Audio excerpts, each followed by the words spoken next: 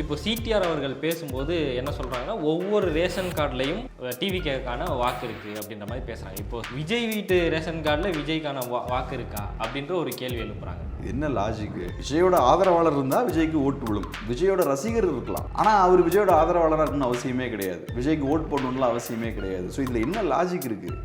Okay, வீட்டில் ration card இருக்குது, அதுக்கு என்ன இப்போ இதெல்லாம் என்ன பேச்சு? இதெல்லாம் இப்படிலாம் வேற எந்த கட்சியாவது பேசி பார்த்துருக்கீங்களா? நாங்கள் ஜெயிப்போம்னு சொல்லுவாங்க, எல்லா கட்சியுமே நல்லா பெர்ஃபார்ம் பண்ணணும்னு சொல்லுவாங்க. ஆனால் இந்த மாதிரி ஒரு சினிமா தொழில பேசி பார்த்துருக்க மாட்டீங்க. சினிமாக்காரங்க தான் இப்படி பேசிட்டு இருப்பாங்க. ஃபர்ஸ்ட் டே ஃபர்ஸ்ட் ஷோவே பார்த்தீங்கன்னா ஃபுல்லாக கூட்டம் வந்துச்சு, எங்களுக்கு டிக்கெட் எல்லாமே சேல்ஸ் ஆயிருச்சு, இன்டர்நேஷனல் லெவலில் ரெக்கார்டை பிரேக் பண்ணிட்டோம். இதெல்லாம் சினிமாக்காரங்க பேசுகிற பேச்சு, இதெல்லாம் சினிமா ரசிகர்கள் பேசுகிற பேச்சு. இதே பேச்சை நீங்கள் அரசியலுக்குள்ள கொண்டு வந்திருக்காங்க. ஸோ அதனால் இந்த கட்சி வந்து ஒரு ரசிகர் மனப்பான்மையிலேயே இந்த கட்சி செயல்பட்டு இருக்கு. ரசிகர் மனநிலையில் தான் இருக்குது இந்த கட்சி. எங்களுக்கு 20% ஓட்டு இருக்குது, நாங்கள் 2 கோடி பேர் ஓட்டு போடுவாங்க, இப்படி பண்ணிடுவோம் அப்படி பண்ணிடுவோம். இதனால என்ன பிரயோஜனம்? உங்களோட அரசியல் என்ன? அதை பேசுங்க. அரசியல் என்னன்னா ஒன்றுமே கிடையாது. அதே மாதிரி பிரச்சனை வரும்போதும் காணாம போயிடுறது, எல்லாம் களத்தில் யாருமே இல்லை, எல்லாம் அப்ஸ்காண்ட் ஆயிடுறது, ஓடி ஒளிஞ்சிடுறது. அது காரணம் என்னன்னா உங்களுக்கு அரசியலே கிடையாது, அரசியல் மயப்பட்ட தொண்டர்களும் கிடையாது. அப்போ பிரச்சனை தான் காணாம தான் போவீங்க. இதில் உட்காந்துட்டு நாங்கள் இவ்வளோ பெரிய கூட்டம், 2 கோடி ஓட்டு இருக்கு, ரைட்டு, கரூர் சம்பவம் நடந்தப்ப எங்கே போனீங்க? எல்லாம் இந்த 2 கோடி பேரில் 10 பேர் கூட வெளில வரல. சீமான் அவர்கள் ஒரு 4% ஓட்டு வாங்குறாரு. அந்த டைமில் கமல் அவர்கள் வராங்க திரைத்துறையிலேருந்து. அதுக்கப்புறம் ஒரு 8.22 வாங்குறாரு. அதுக்கப்புறம் விஜய் அவர்கள் வராங்க. கமல் அவர்கள் வந்து திமுக கூட இணைஞ்சிட்டார். இப்போ அதே மாதிரி விஜய் அவர்களும் வந்திருக்கனால இது ஒரு மாதிரி செட்டிங்காக இருக்குமா? ஒரு நடக்கிற விஷயங்கள் வச்சு பார்க்கும்போது விஜய் உடைக்க போகிறது அதிமுகவோட வாக்குகளை. 2 எலெக்ஷனில் இந்த மாதிரி ஓட்டை உடைக்கிறது, அப்புறம் 3 எலெக்ஷனில் காணாமல் போயிடுது. கமலா தானே பண்ணாரு, வந்தார், திமுக எதிர்ப்பு பேசினாரு, ஒரு அதிமுக ஓட்டை தான் உடைச்சிட்டு அதுக்கப்புறம் திமுகவோடய போய் சேர்ந்தாரு. அப்போ அவருக்கு ஓட்டு போட்டவங்கலாம் இப்போ என்ன ஆயிருப்பான்? This video is presented by BMC. Desktop and laptops for your office at wholesale price. All in one place. FT politics நேயர்களுக்கு வணக்கம். இன்னைக்கு நம்ம கூட பேசுறது கேப்ரியல் சார் தான் இருக்காங்க. வாங்க பேசலாம். சார் வணக்கம். வணக்கம். இப்போ சிடிஆர் அவர்கள் பேசும்போது என்ன சொல்கிறாங்கன்னா, ஒவ்வொரு ரேஷன் கார்டுலையும் டிவிக்கான வாக்கு இருக்குது அப்படின்ற மாதிரி பேசுகிறாங்க. இப்போது சமூக வலைத்தளங்களில் என்ன எழுதுகிறாங்க அப்படின்னா, விஜய் வீட்டு ரேஷன் கார்டில் விஜய்க்கான வாக்கு இருக்கா அப்படின்ற ஒரு கேள்வி எழுப்புறாங்க. இந்த மாதிரி நீங்கள் ஒரு ரேஷன் கார்டுக்கு ஒரு வாக்கு அப்படின்னு கணக்கு பண்ணிவிட்டு அந்த எல்லார் வீட்லேயுமே அந்த மாதிரி இருக்கும்னு நினைக்கிறாங்களா? இப்போ இது என்ன லாஜிக்கு? வீடுனா ரேஷன் கார்டு இருக்கும், வீடுனா ஒரு பெட்ரூம் இருக்கும், டாய்லெட் இருக்கும், சைக்கிள் இருக்கும், 2 வீலர் இருக்கும். அதெல்லாம் இருக்குன்னா விஜய்க்கு ஓட்டு இருக்குன்னு அர்த்தம் கிடையாது. விஜயோட ஆதரவாளர் இருந்தால் விஜய்க்கு ஓட்டு விழும், விஜயோட ரசிகர் இருக்கலாம். ஆனால் அவர் விஜயோட ஆதரவாளராக இருக்கணும்னு அவசியமே கிடையாது, விஜய்க்கு ஓட்டு போடணும்னு அவசியமே கிடையாது. ஸோ இதில் என்ன லாஜிக் இருக்குது? ஓகே, வீட்டில் ரேஷன் கார்டு இருக்குது, அதுக்கு என்ன இப்போ இதெல்லாம் என்ன பேச்சு? இதெல்லாம் உங்களுக்கு டேட்டா வைஸ் ஏதாவது ப்ரூஃப் இருக்கணும். இல்லை நாங்கள் இந்த ரிசர்ச்லாம் பண்ணோம், இந்த குறிப்பிட்ட இந்த செக்ஷன்லாம் எங்களுக்கு ஓட் போடுறதா இருக்காங்க, அதுவுமே உங்கள் பார்வையாக தான் இருக்கும். ஆனால் எந்த பேசிக்கான ஃபேக்ட்ஸு டேட்டா எதுவுமே இல்லாமல் நீங்கள் பாட்டுக்கு எல்லா வீட்லேயும் ரேஷன் கார்டு இருக்குது, எல்லா வீட்லேயும் எங்களுக்கு ஒரு ஓட்டு இருக்குது அப்படின்னா ஏன் இது மற்ற கட்சிக்கெலாம் அப்ளை ஆகாதா? விஜய்க்கு மட்டும்தான் அப்ளை ஆகுமா? ரேஷன் கார்டு வச்சுருக்கவங்களாம் விஜய்க்கு மட்டும்தான் ஓட் போடுவாங்களா என்ன? ஸோ அதனால் இப்படியான விஷயங்கள் பேசுகிறாங்க. இதுக்கான காரணம் என்னென்னா, இந்த கட்சியை பொறுத்தளவில் இந்த ஒரு ஹைப்பு கிரியேட் பண்ணுறதுல ரொம்ப கவனமாக இருக்காங்க. விஜய் பயங்கரமாக ஓட்டு வச்சுருக்காரு. வேறு எந்த கட்சியாவது இப்படி பேசி பார்த்துருக்கீங்களா? புது கட்சிகள் நிறைய ஆரம்பிக்கிறாங்க. யாருமே இந்த மாதிரி எங்களுக்கு 40% ஓட்டு இருக்குது, எங்களுக்கு இந்த மாதிரி 2 கோடி பேர் எங்களுக்கு ஓட்டு போடுவாங்க, நாங்கள் லட்சக்கணக்கான கூட்டத்தை நாங்கள் கூட்டுவோம், நாங்கள் வீடியோ போட்டோம்னா லட்சக்கணக்கான பேர் பார்ப்பாங்க, லைக் வாங்குவோம், இப்படிலாம் வேறு எந்த கட்சியாவது பேசி பார்த்துருக்கீங்களா? நாங்கள் ஜெயிப்போம்னு சொல்லுவாங்க, எல்லா கட்சியுமே நல்லா பெர்ஃபார்ம் பண்ணணும்னு சொல்லுவாங்க. ஆனால் இந்த மாதிரி ஒரு சினிமா தொழில பேசி பார்த்துருக்க மாட்டீங்க. சினிமாக்காரங்க தான் இப்படி பேசிகிட்டு இருப்பாங்க. ஃபர்ஸ்ட் டே ஃபர்ஸ்ட் ஷோவே பார்த்தீங்கன்னா ஃபுல்லாக கூட்டம் வந்துச்சு, எங்களுக்கு டிக்கெட் எல்லாமே சேல்ஸ் ஆயிருச்சு, இன்டர்நேஷனல் லெவலில் ரெக்கார்டை பிரேக் பண்ணிட்டோம். இதெல்லாம் சினிமாக்காரங்க பேசுகிற பேச்சு, இதெல்லாம் சினிமா ரசிகர்கள் பேசுகிற பேச்சு. இதே பேச்சை நீங்கள் அரசியலுக்குள்ள கொண்டு வந்திருக்காங்க. ஜேர்னலிஸ்ட்டுகளையும் சினிமாக்காரர்களோட ரசிகர்கள் மாதிரி மாற்றிட்டாங்க. அவங்களும் உட்காந்து விஜய்க்கு 40% ஓட்டு இருக்குங்க, 20% ஓட்டு இருக்குங்க, என்ன டேட்டா வச்சு நீங்கள் பேசுகிறீங்க? கேட்டால் அந்த சீக்ரெட் கருத்து கணிப்பு, இன்டர்னல் கருத்து கணிப்பு, உங்களுக்கு எப்படி சார் அந்த டேட்டாலாம் கைக்கு வந்தது? அது லீக் ஆச்சு. அப்போ நீங்கள் அதெல்லாம் பேசக்கூடாது. இப்படிலாம் நீங்கள் பேசணுன்னு தான் அதெல்லாம் லீக் ஆகுது இல்லை? ஸோ இப்படி எந்த பேஸுமே இல்லாமல் பெரிய பெரிய டிவி சேனல்ஸ் தான் அதை பேசுகிறாங்க. தாவேகா கட்சி இன்டர்னலாக எடுத்த கருத்து கணிப்பை மையமாக வச்சு ஒரு பெரிய ஒரு ஆங்கில தொலைக்காட்சி பேசிகிட்டு இருக்காங்க. அதை வச்சு அந்த கட்சி இன்டர்னல் எடுத்த கருத்து கணிப்பை நீங்கள் எதுக்கு பொது கருத்து கணிப்பாக எடுத்து பேசணும்? ஒரு பொதுவான நிறுவனம் எடுத்தால் கூட பரவாயில்ல, இந்த கட்சி எடுத்தது நீங்கள் எடுத்து பேசணும். ரெண்டாவது, அந்த கருத்து கணிப்பின் மூலமாக வரக்கூடிய அந்த முடிவுகளை தான் அவங்க ரிலீஸ் பண்ணிருக்காங்கன்னு என்ன உத்தரவாதம் இருக்குது? அவங்க சுமார் 5% எக்ஸ்ட்ரா ஏற்றி கொடுத்தாங்கன்னா என்ன பண்ணுவீங்க? இதெல்லாம் எதுவுமே இல்லாமல் அவங்க பாட்டுக்கு எதெல்லாமோ டிஸ்கஸ் பண்ணுறாங்க. நார்மலாக ஒரு அரசியல்வாதி என்ன பண்ணுவாங்க? 10% ஓட்டு இருக்குன்னா 20ம்பாங்க. அப்புறம் அவங்க கொடுக்கக்கூடிய கருத்து கணிப்பு முடிவுகளை வச்சு நீங்கள் எதுக்கு டிஸ்கஸ் பண்ணுறீங்க? அதில் என்ன நம்பகத்தன்மை இருக்கும்? ஸோ அதனால் இந்த கட்சி வந்து ஒரு ரசிகர் மனப்பான்மையிலேயே இந்த கட்சி செயல்பட்டு இருக்கு.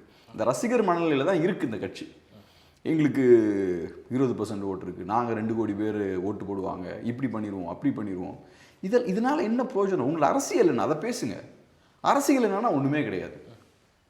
அதே மாதிரி பிரச்சனை வரும்போதும் காணாமல் போயிடுறது, எல்லாம் களத்தில் யாருமே இல்லை, எல்லாம் அப்ஸ்காண்ட் ஆகிடுறது, ஓடி ஒளிஞ்சிடுறது. அது காரணம் என்னென்னா உங்களுக்கு அரசியலே கிடையாது, அரசியல் மயப்பட்ட தொண்டர்களும் கிடையாது. அப்போ பிரச்சனை தான் காணாம தான் போவீங்க.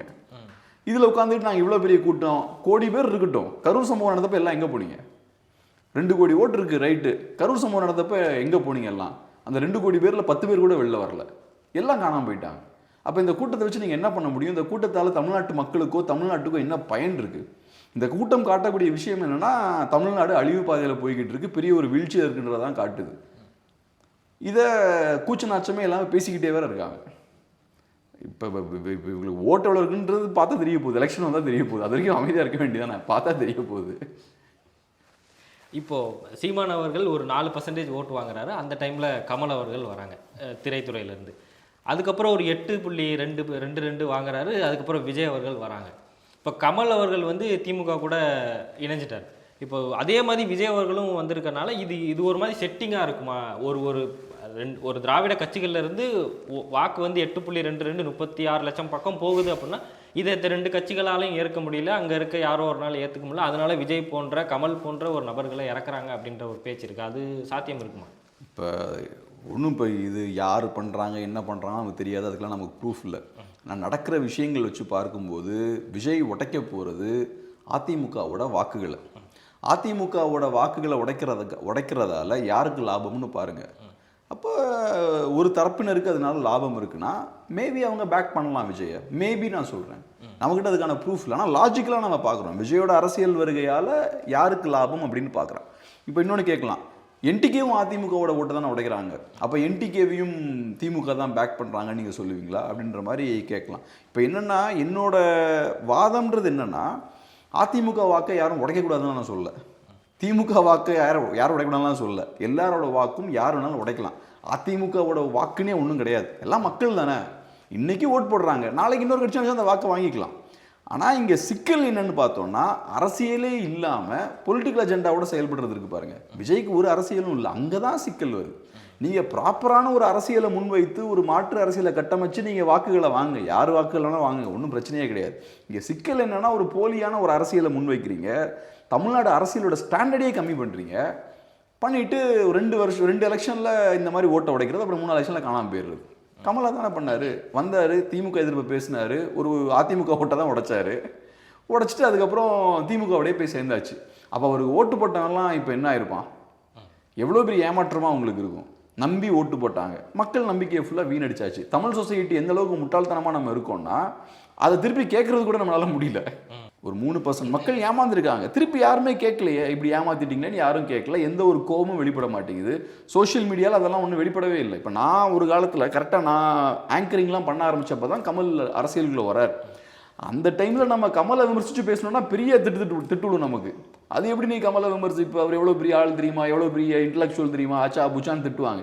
இன்னைக்கு அவர் சொன்ன விஷயத்த செய்யாமல் மாறா யாரை எதிரின்னு சொன்னாரோ அங்கேயே போய் சேர்ந்துருக்காரு. இப்போ யாருக்கும் அந்த கோபம் வர மாட்டேங்குது. அப்போ நம்ம சொசைட்டி எப்படி இருக்கு பாருங்க. சரி, அவங்களுக்கு கமல் மேலே பெரிய ஒரு அபிமானம் இருக்குது, அவர் என்ன செஞ்சாலும் நான் கேட்பேன். இப்போ என்னால் ஜஸ்டிஃபை பண்ண முடியாது, அமைதியாக இருந்துப்பேன். ஆனால் அவர் திட்டலாம் மாட்டேன், போய் அவர்கிட்ட போய் இதெல்லாம் கேட்கவே மாட்டேன். இப்போ இது வந்து ஒரு ரசிகர் மனநிலை தானே, ஒரு ரசிகர்களாக தான் நம்ம இருக்கோம். பொலிட்டிக்கல் கிளாரிட்டி நமக்கு இருந்ததுன்னா நடிகர்கள் இப்படிலாம் பண்ண மாட்டாங்க. நடிகர்களுக்கு தெரியும் தமிழ் மக்களுக்கு அரசியல் அறிவு இருக்குப்பா, நம்ம பாட்டுக்கு பிடிச்ச மாதிரி லெஃப்ட் ரைட்லாம் பல்ட்டி அடித்தோம்னா நமக்கு ஒரு பாடம் கற்பித்துருவாங்க, கவனமாக இருக்கணும்னு தெரியும். நமக்கு அரசியல் அறிவு இல்லாதனால என்ன வேணாலும் பண்ணலாம். கமல்ஹாசனோட செயல்பாடுகளால் நமக்கு பாதிப்பு ஏற்படுது, பெரிய ஏமாற்றம் ஏற்படுது. ஆனால் அதுலேருந்து நம்ம கற்றுக்கிட்டது என்ன? ஒன்றும் கிடையாது. ஆனால் அரசியல்வாதிகள் நிறைய கற்றுருக்காங்க.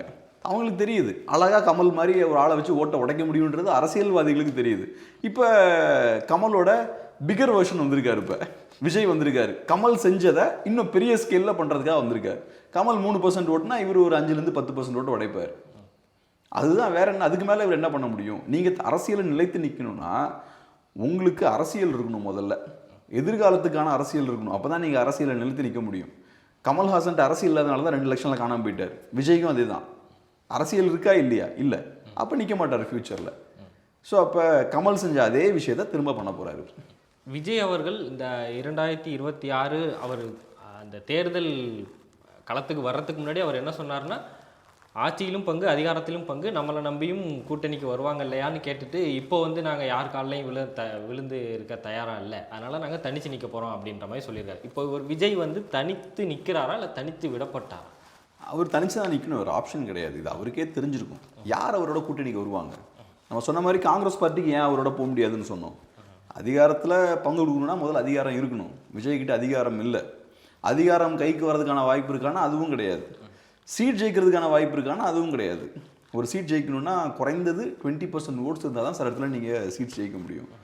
இப்போ சில சாதி கட்சிகள்லாம் இருக்காங்கன்னா பாக்கெட்ஸில் அவங்களுக்கு ஸ்ட்ரென்த் இருக்கும். ஓவரால் ஓட் ஷேர் கம்மியாக இருந்தாலும் சில பகுதிகளில் நிறையா ஓட்ஸ் இருக்கும், அப்போ ஜெயிக்கலாம். விஜய்க்கு அப்படி கிடையாது. இல்லை, எல்லா இடத்துலையும் ஃபேன்ஸ் இருப்பாங்க. கொஞ்சம் ஃபேன்ஸ் எல்லா இடத்துலையும் இருப்பாங்க. அப்போ நீங்கள் 10% ஓட்டெலாம் ஜெயிச்சிங்கன்னா உங்களால் சீட்ஸ் ஜெயிக்க முடியாது. சீட்ஸ் அது கன்வெர்ட் ஆகாது. அப்போ உங்களுக்கு சீட்டும் இல்லை, அதிகாரமும் இல்லை. அப்போ எதுக்கு உங்கள்கிட்ட வந்து கூட்டணி வைப்பாங்க? யாரும் கூட்டணிக்கு வரமாட்டாங்க. நீங்கள் அதிமுக திமுக எதுக்கு கூட்டணிக்கு போகிறாங்க? எங்களுக்கு சீட்ஸ் நிறையா கிடைக்குது, எங்களுக்கு வேறு சில சலுகைகள்லாம் அவங்ககிட்ட இருந்து கிடைக்குது, லாபங்கள் இருக்குது, அதனால நாங்கள் போகிறோம். அப்போ நீங்கள் அதை விட பெட்டராக கொடுக்கணும், வின்னிங் சீட்ஸ் கொடுக்கணும். அது இல்லைன்னா எதுக்கு போகிறாங்க? ஸோ அதனால் விஜயால் பெரிய கூட்டணிலாம் ஃபார்ம் பண்ண முடியாது, அதுக்கான வாய்ப்பே கிடையாது. இந்த 2 கூட்டணியிலையும் சேர முடியாதவங்க, விடுபட்டவங்க வேறு வழி இல்லாமல் இங்கே வந்து சேரலாம். அதிமுகலையும் இடம் இல்லை, திமுகலையும் இடம் இல்லை, அப்போ ரைட் இங்கே வரலாம் சில பேர். அதை தாண்டி விஜய்கிட்ட போனால் ஜெயிக்கிறதுக்கான வாய்ப்பு இருக்குன்ற விருப்பத்தோடலாம் யாரும் வரமாட்டாங்க. இப்போ பொதுவாக ஒரு குற்றச்சாட்டு விஜய் மேலே வருது என்னன்னா, இவர் வந்து கூட்டணிக்கு பேச போகும்போது தலைவர்கள்ட்ட இவர் போய் நேரடியாக பேசுறது கிடையாது. இவர் வந்து ஒரு தேர்ட் ரோ 4th ரோவில் இருக்கிற ஒரு நபரை வந்து அனுப்புகிறாரு கூட்டணிக்காக பேசுகிற சொல்லி. இது சரியாக இருக்குமா? இந்த கூட்டணிக்காக நீங்கள் பேச போகிறீங்கன்னா நீங்கள் தானே அப்ரோச் பண்ணணும் அப்படின்னு ஒரு இது இருக்குல்ல, ஒரு அரசியல் மாண்புன்னு ஒன்று இருக்குல்ல. எல்லாத்தையும் தலைவரே போய் பேச முடியாதுல்ல. ஆனால் இப்போ என்னென்னா, மற்ற கட்சிகளில் கொஞ்சம் பலமான செகண்டரி லீடர்ஸ் இருப்பாங்க, கொஞ்சம் நல்ல ஒரு பெரிய ஒரு ஸ்டேச்சர் இருக்கக்கூடிய செகண்டரி லெவல் லீடர்ஸ் இருப்பாங்க. இங்கே அந்த மாதிரியான லீடர்ஸ் இல்லை. ஸோ அப்படி இருக்கும்போது சில நேரத்தில் சாதாரண நாட்கள் போய் கூட்டணி பேச்சுவார்த்தை நடத்தும்போது அந்த பேச்சுவார்த்தைக்கு பெரிய முக்கியத்துவம் இருக்காது, அதை சீரியஸாக எடுக்க மாட்டாங்க. அந்த இது நடக்கிறதுக்கு வாய்ப்பு. ஆனால் விஜயே இப்போ எல்லா கூட்டணி பேச்சுவார்த்தை நடத்த முடியாது. மேபி சில விஷயங்கள் பண்ணலாம். பட் என்னென்னா, மற்ற கட்சிகளுக்கு அந்த செகண்டரி லெவல் லீடர்ஸ் இருப்பாங்க, அவங்க அந்த பேச்சுவார்த்தைகள்லாம் நடத்துவாங்க. அவங்களுக்கு ஒரு பெரிய எக்ஸ்பீரியன்ஸும் இருக்கும். அவங்க செகண்டரி லெவல் லீடர் சொல்கிறோன்னா அவங்களுக்கு பல ஆண்டுகள் எக்ஸ்பீரியன்ஸ் இருக்கும், அந்த கட்சியும் பல ஆண்டுகள் இருந்திருப்பாங்க. இங்கே அதெல்லாம் இல்லாதனால ஒரு நம்பகத்தன்மை அந்த அவங்க வழியாக நடக்கக்கூடிய அந்த பேச்சுவார்த்தைக்கு இல்லை. இவங்ககிட்ட நம்ம ஏதாவது சொன்னாலும் அது நடக்குமான்னு தெரியாது. இந்த சிக்கல்கள்லாம் இருக்குது. பல கேள்விகளுக்கு சிறப்பான பதில் கொடுத்துருக்கீங்க. உங்கள் நேரத்துக்கும் பதிலுக்கும் ரொம்ப நன்றி.